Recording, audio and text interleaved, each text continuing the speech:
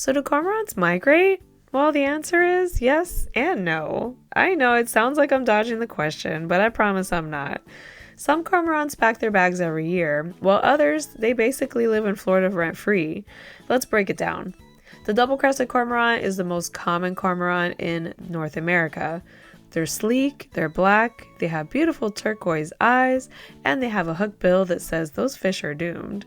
You'll see them diving underwater like feathered torpedoes, or perch with wings out like they're auditioning for Batman. In the northern US and Canada, cormorants do migrate.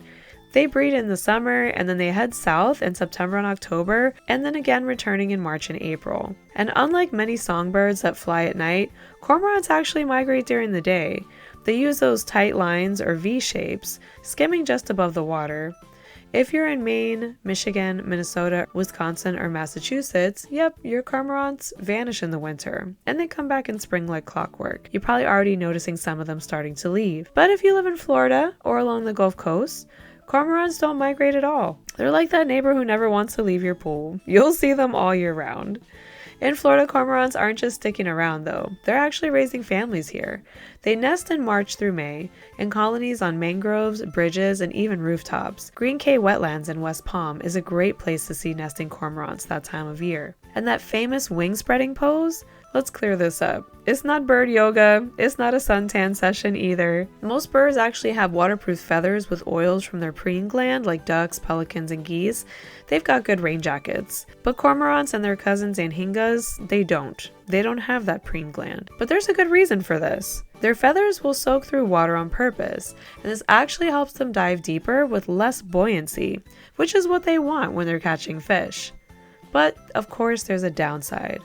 They've got to hang out and air dry afterwards. So when you see this pose, it's not for relaxation, it's for survival. Think of it as a bird version of tossing your wet clothes on a chair to dry. People often confuse cormorants with anhingas, which have a longer neck, a sharper bill, and they spear fish instead of grabbing them.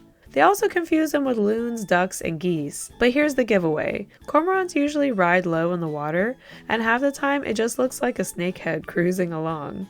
Anhingas kind of look the same. Ducks and geese float high and proud, but cormorants, they look like they're barely hanging on. Another good place in the Florida Keys to see cormorants is when you're driving through the bridges in Islamorada down towards Marathon. You'll see plenty of cormorants perched on the electric wires. So, do cormorants migrate?